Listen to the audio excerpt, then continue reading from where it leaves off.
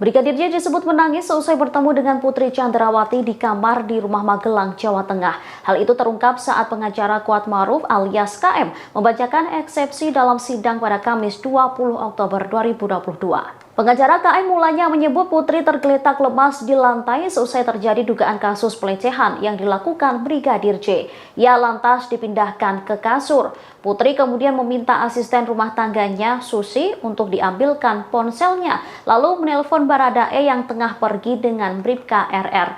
Keduanya diminta untuk segera pulang ke rumah. Sesampainya di rumah, Bribka RR langsung pergi menghampiri PC yang ada di lantai 2. RR kemudian diminta oleh Putri untuk memanggil KM yang berada di lantai 1. Setelah mendapat perintah, RR langsung memanggil KM untuk menemui PC.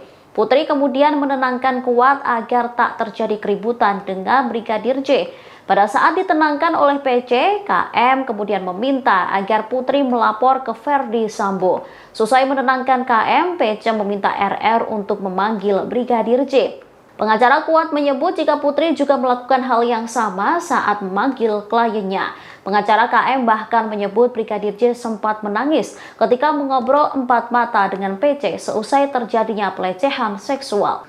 Menerima eksepsi dari penasihat hukum terdakwa untuk seluruhnya.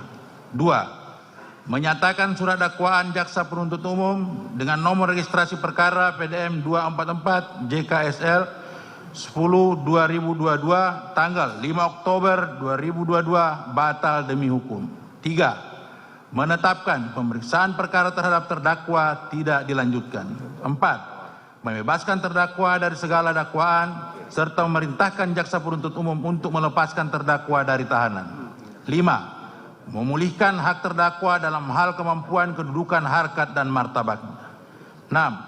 Membebankan biaya perkara kepada negara. Atau apabila yang mulia majelis hakim berpendapat lain, maka mohon putusan yang seadil-adilnya. Di akhir dari nota keberatan ini, perkenankanlah kami mengutip pesan Profesor Mr. Wijono Projodikoro, seorang ahli hukum sebagai berikut. Sebelum memutuskan perkara, supaya berwawancara dahulu dengan hati nuraninya. Oleh karena itu, kami yakin dan percaya bahwa yang mulia majelis hakim akan menjatuhkan putusan yang adil dan benar berdasarkan fakta hukum dan keyakinannya. Terima kasih sudah nonton. Jangan lupa like, subscribe, dan share ya.